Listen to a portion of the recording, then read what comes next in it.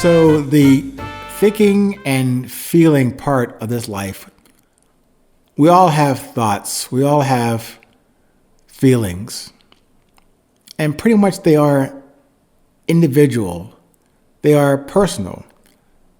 Your thoughts, as you perceive them, are yours.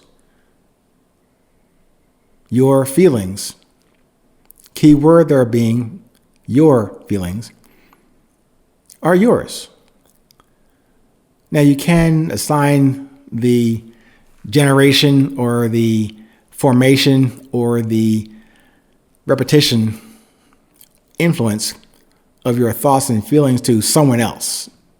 That's an easy way to do that. Maybe almost like outsourcing that responsibility and accountability to someone else. I wouldn't recommend that under the construct of resilience, but certainly that is your option. But if you must think about that,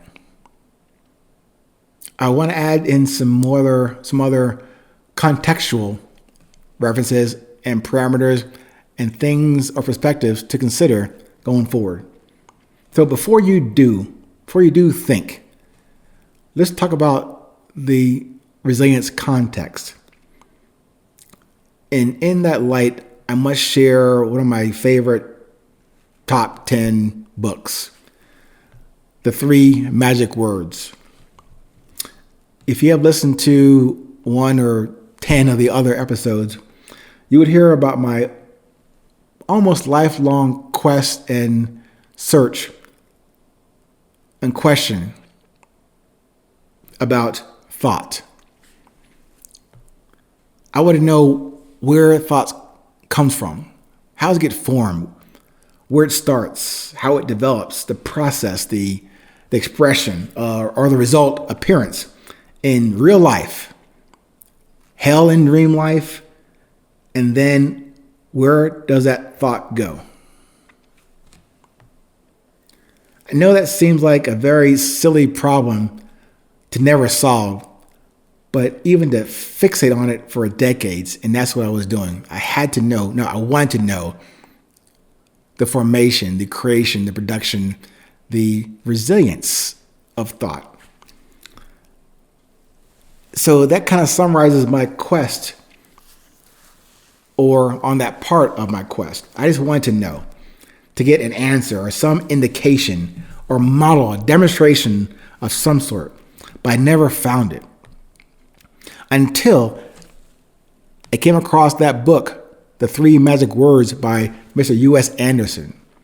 He wrote it like almost 70 years ago. 70 years ago. I think 1954, I think it was. And probably older than yours truly when he wrote it. And I just discovered it really last year.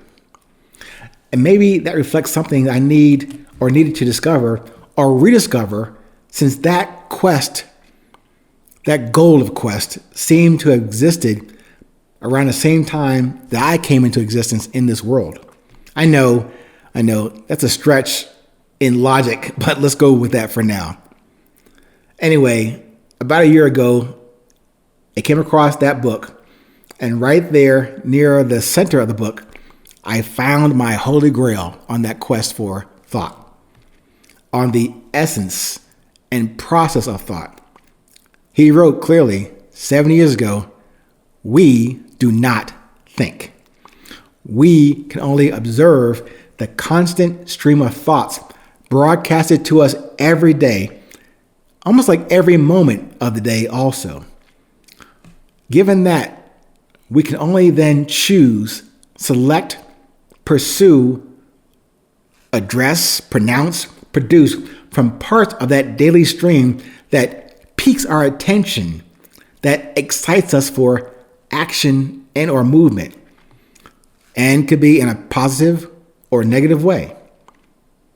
But we actively or inactively choose which thought to chase on that moment or over the cost of that time and day. But the bottom line is this: we, do not have the capacity to think. We have, however, the capacity to observe and to then communicate or to produce from that selection of that stream that comes through us. Yes, a little more on that selection, however, which is why I belabor this point about the main resilience question. I always ask that question, what drives you?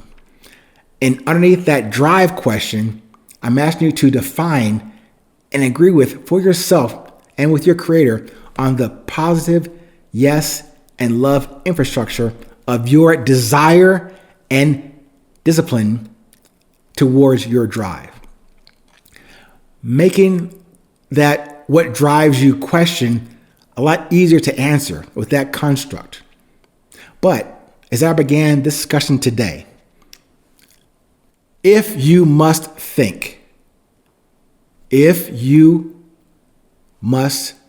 absolutely commit to thinking, think from your heart. Start there, not as a remake or a redo or saying sorry for something only from your head. And for the gentleman out there, yes, referring to both heads. For the ladies, referring to your deference to your emotions and your critical decisions to be made. But for both sexes, please defer and refer to what your heart says to you first. Not the red heart-shaped card from Walgreens, not that kind of heart. I mean the heart and the main core substance of the love within you. That's what I'm talking about. Listen there, and from there first. Before you ever think what you think, just observe and communicate from your heart going forward. That is here and where I'm asking you to consider being. I know I'm asking you to take a lot or a larger leap of faith into getting away from your degrees and your mental capacities and things you know and can cite, recite, even rap or whatever you do to express your message and purpose. I'm not disputing that. But I asked you to consider that observation. Don't think your way through this. And don't just feel your way through it. That's your choice. But just for these 500 seconds, consider reframing how you decide to announce yourself, how you choose to present your beauty, how you choose to build on that core, raw desire, the discipline you have applied to it that then gives birth to the drive that makes you you. And that is the beauty of your presence. And that is your resilience. Stay present. Stay current. No matter where you are in this world, please do remember, it is still and will always be 820.